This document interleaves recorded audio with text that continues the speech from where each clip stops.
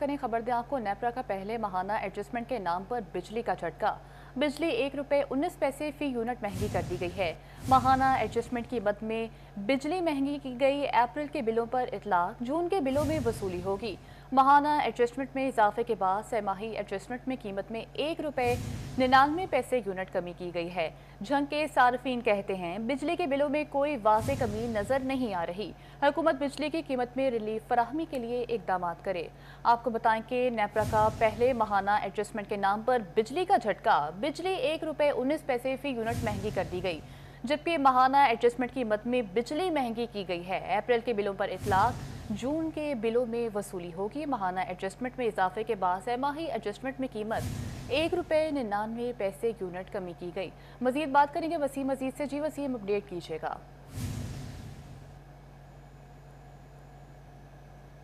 जी बिल्कुल, नेपरा की जानिब से एक ही माह में 2 अलग अलग नोटिफिकेशन, एक में 1 रुपये 19 पैसे कीमतों में जो है वो इजाफ़ा, जबकि दूसरे नोटिफिकेशन में 1 रुपये 99 पैसे कीमतों में फ़ी यूनिट के हिसाब से कमी की गई, जिसके बायस सार्फिन जो है वो हुकूमती पॉलिसियों पर नाला नज़र आते हैं। उनका कहना है कि हुकूमत एक जानिब जो है वो अगर किसी चीज़ पर थोड़ा बहुत रिलीफ फराहम करती है तो दूसरी जानिब उस पर टैक्स लगा कर रिलीफ को वापस ले लिया जाता है। मेरे साथ सार्फिन मौजूद है, इनसे बात करते हैं। सर बताइएगा, बिजली की कीमतों में कभी कमी कभी इजाफा क्या समझते हैं, किस कदर जो है वो ये असरअंदाज हो रहा है? सर इस गवर्नमेंट को तकरीबन 4 साल होने को हैं और हम यही समझ रहे थे कि इस साल नहीं तो अगले साल हमें कुछ ना कुछ रिलीफ मिलेगा, लेकिन गवर्नमेंट एक तरफ से बिजली का कह रही है कि 1 रुपया कम किया और दूसरी से वही टैक्स लगा दिया और लोगों ने अपने लाखों रुपए लगाकर सोलर लगाए और कर्ज़ उठाकर लगाए, किसानों ने, ठीक है ना, और इन्वेस्टर ने, जो भी है, जिस तरह एक छोटा ताजर है। लेकिन आए रोज़ गवर्नमेंट की जो पॉलिसियाँ हैं, कभी सोलर पे टैक्स, कभी नेट मीटरिंग में टैक्स, ठीक है ना, तो ताजर बिरादरी हमारी पहले ही बहुत परेशान है, ठीक है, और गवर्नमेंट की इस वक्त रिलीफ देने का वक्त था और जो ताजर है, जो आम सार्फिन है, उनका आए रोज़ गला दबाने की कोशिश की जा रही है। इस वक्त गवर्नमेंट को 4 साल हो चुके हैं। नून लीग की गवर्नमेंट जो थी वो ताजर पॉलिसी थी इनकी, लेकिन ये जो मौजूदा हुकूमत है इसने आए रोज़ जो है ताजरों को हमें तो ज़हनी मरीज़ बना दिया है। कभी पैरा फोर्स, कभी जनाब जी कभी वो बाज़ार के विज़िट हो रहे हैं, कारोबार पहले ही ठप है। बराए मेहरबानी गवर्नमेंट को हमारी गुजारिश है कि जो ये 1 रुपया टैक्स जो लगाया है इसको भी कम किया जाए और जो बिजली के बिलों को जो है वो देखा जाए कि जो ताजर बिरादरी या ओवरऑल हमारे भाई हैं जो सोलर लगा रहे हैं उनको रिलीफ दिया जाए। जी बिल्कुल, सार्फिन की जानिब से मुतालबा किया जा रहा है कि बजाय टैक्स लगाने के बिजली की कीमतों में मज़ीद रिलीफ फराहम किया जाए। ये रिलीफ नाकाफ़ी है। जी, मज़ीद रिलीफ फराहम किया जाए। वसीम अजीज अपडेट कर रहे थे, बहुत शुक्रिया वसीम आपका। आपको बताएं कि फैसलाबाद और झंग के शहरियों ने बिजली के भारी बिल आवाम के लिए बड़ा बोझ करार दे दिए हैं। कहते हैं पहले ही समझ से बाहर हैं, मजीद इजाफा जुल्म है। हुकूमत बिजली के बिल कम करने के लिए इकदाम करे। ये हाल है कि गरीब बंदे की ना बस हो गई है, ठीक है ना, वो बिल देने से अब समझ लो अपने कपड़े बेच कर उन्होंने बिल देने हैं बिजली के। जो हालात इन्होंने कर दिए हुए हैं बिजली के रेट्स के, एक बंदे के 30 यूनिट है उसका ही मैंने 3600 बिल कल देखा है, 30 यूनिट का बिल 3600 रुपये। और इतना बुरा हाल है कि लोग इतने तंग हैं, कोई अपना कुछ बेच रहा है, कोई कुछ बेच रहा है, बेच के ना बिल पे कर रहे हैं। सर बिल ਜਿਹੜੇ ਨੇ ਬਿੱਲ ਬਹੁਤ ਜ਼ਿਆਦਾ ਇਹਨਾਂ ਯਾਨੀ ਕਿ ਭੇਜੇ ਨੇ, ਜਿਹਦੇ ਵਿੱਚ ਅਸੀਂ ਗਰੀਬ ਆਦਮੀ ਜਿਹੜੇ ਮੈਂ ਬਿੱਲ ਨਹੀਂ ਦੇ ਸਕਦੇ, ਲਿਹਾਜ਼ਾ ਕਿ ਇਹ ਵੀ ਤੇ ਇਹਨਾਂ ਨੂੰ ਆਣ ਕੇ ਦਸੀਏ ਕੁਝ ਵੀ ਕਰੀਏ ਤੇ ਇਹ ਨਹੀਂ ਮੰਨਦੇ। ਜੇ ਮੀਟਰ ਦਾ ਅੱਗੇ ਸੀ डिमांड नोटिस 13,000 ਹੁਣ 21,500 रुपया कर देता। हमें हुकूमत की समझ नहीं आ रही, बिल कभी कम करती है कभी ज़्यादा करती है, हमें नहीं समझ आ रही इस चीज़ की ना। इनको चाहिए कि एक फ़िक्स रेट होना चाहिए, किसी गरीब के ऊपर कोई बर्डन नहीं होना चाहिए, ताकि इजीली हर बंदा अपनी आसानी से ज़िंदगी को बसर कर सके। ਅਸੀਂ ਤੇ ਆਪ ਪਰੇਸ਼ਾਨ ਆ ਜੀ, ਸਾਡੇ ਦੇ ਘਰ ਦਾ ਬਿੱਲ ਆਇਆ ਸੀ, ਆਪ ਨਹੀਂ ਜਮ੍ਹਾਂ ਕਰਾਇਆ ਹੈ। ਹੁਣ ਦੇਖੋ ਕਿਵੇਂ ਕਰਾਣੇ ਕਿਵੇਂ ਨਹੀਂ ਹੈ, ਕੋਈ ਪੋਜੀਸ਼ਨ ਦੀ ਸਮਝ ਨਹੀਂ ਆ ਰਹੀ ਹੈ। ਹਾਲਾਤ ਮੁਲਕੀ ਵੈਸੇ ਹੀ ਖਰਾਬ ਹੋਏ ਪਏ ਆ, लोगों को खान पीन नहीं पूरा हो रहा है, बिल तो फिर दूर। आपको बताएं कि फेस्को का बड़ा एक्शन, सरकारी इदारों को आखिरी वार्निंग। सरकारी इदारे फेस्को के 2 अरब से ज़ायद के नादाहिंदा निकले हैं। माली साल के आखिरी माह में फेस्को का रिकवरी प्लान तैयार, वासा म्यूनसिपल कॉरपोरेशन और महकमे हेल्थ को फाइनल नोटिस जारी कर दिया गया। सरकारी इदारों को वाजिबात की अदायगी के लिए आखिरी मोहलत 10 रोज़ का वक्त दे दिया गया है। आपको बताएं कि सरकारी इदारों को वाजिबात की अदायगी के लिए आखिरी मोहलत 10 रोज़ का वक्त दे दिया गया है। मज़ीद जानेंगे अवैस अली से। माली साल के आखिरी माह फेस्को की जानिब से रिकवरियाँ पूरी करने के हवाले से जो इकदाम हैं वो किए जा रहे हैं। फैसलाबाद शहर भर के 10 सरकारी इदारे हैं जो फेस्को के डिफ़ाल्टर हैं, जिनमें वासा है, म्यूनसिपल कॉरपोरेशन है, महकमा पुलिस है और महकमा हेल्थ जो है वो शामिल है। फैसलाबाद के सरकारी इदारों की जानिब से 2 अरब रुपए के बिजली के बिल जो हैं वो फेस्को को अदा नहीं किए गए हैं। फेस्को की जानिब से आम कंज्यूमर पर सख्तियाँ की जाती हैं। 1 माह के बिजली के बिल की अदम अदायगी पर कनेक्शन डिसकनेक्ट कर दिया जाता है, जबकि जो सरकारी इदारे हैं वो कई माह से फेस्को के डिफ़ाल्टर हैं और फेस्को बिजली के बिलों की वसूलियों में सुस्ती का शिकार है। और इसी वाले से फेस्को की जानिब से 5 रोज़ का वक्त शहर भर के सरकारी इदारों को दिया गया है कि बिजली के बिलों की अदायगियों को यकीनी बनाया जाए। और अगर फेस्को का कहना है कि सरकारी इदारों की जानिब से बिजली के बिल अदा ना किए गए तो जो डिफ़ाल्टर सरकारी दफातर हैं उनके कनेक्शन जो हैं वो मुनक़ता कर दिए जाएंगे। बहुत शुक्रिया वैसली आपका। खबर दें आपको, अदाकारा मोमना इकबाल को हिरासत केस में पेशरफ। अदाकारा मोमना इकबाल को हिरासत करने का मुकदमा लीगी MPA साकिब चद्धड़ की अबूरी जमानत मंजूर कर ली गई है। अदालत ने साकिब चद्धड़ की गिरफ्तारी 24 जून तक रोक दी है। एडिशनल सेशन जज इरफान अहमद शेख ने दरख्वास्त पर समाअत की। साकिब चद्धड़ की जानिब से एडवोकेट मियां अली इशफाक पेश हुए। NCCIA ने लीगी MPA साकिब चद्धड़ के खिलाफ मुकदमा दर्ज कर रखा है। खबर दें आपको कि अदाकारा मोमना इकबाल को हिरासत करने का मुकदमा लीगी MPA साकिब चद्धड़ की अबूरी जमानत मंजूर कर ली गई है। अदालत ने साकिब चद्धड़ की गिरफ्तारी 24 जून तक रोक दी है। एडिशनल सेशन जज इरफान अहमद शेख ने दरख्वास्त पर समाअत की। साकिब चद्धड़ की जानिब से एडवोकेट मियां अली इशफाक पेश हुए। NCCIA ने लीगी MPA साकिब चद्धड़ के खिलाफ मुकदमा दर्ज कर रखा है।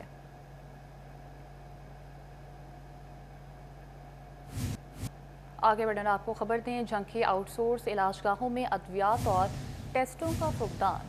बुनियादी और देही मराकज़ से सेहत से मरीज डिस्ट्रिक्ट हस्पताल मुंतकिल किए जाने लगे।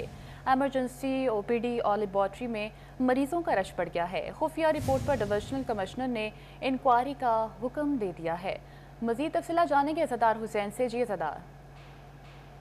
आज बिल्कुल हुकूमत पंजाब की जानिब से बुनियादी मराकज़ सेहत और इसके अलावा देही मराकज़ सेहत को आउटसोर्स किया गया है। इसमें बुनियादी मराकज़ सेहत जो है वो आउटसोर्स हो चुके हैं, जबकि जो देही मराकज़ सेहत हैं उन्हें आउटसोर्स करने के हवाले से जो है वो सिलसिला जारी है। और ऐसे में बुनियादी मराकज़ सेहत और देही मराकज़ सेहत जिन्हें आउटसोर्स किया गया है वो आवाम को बेहतर इलाज की फराहमी की बजाय मरीज़ों के लिए मुश्किलात का बाइस बन रहे हैं और मरीज़ों का जो रश है वो अस्पतालों में बढ़ने का सबब बन रहे हैं, क्योंकि BHU और RSC जिन्हें मरियम नवाज़ हेल्थ क्लिनिक या फिर मरियम नवाज़ अस्पताल कहा जाता है, तो वहाँ से मरीज़ों को जो रेफ़र है वो बहुत ज़्यादा बढ़ गया है।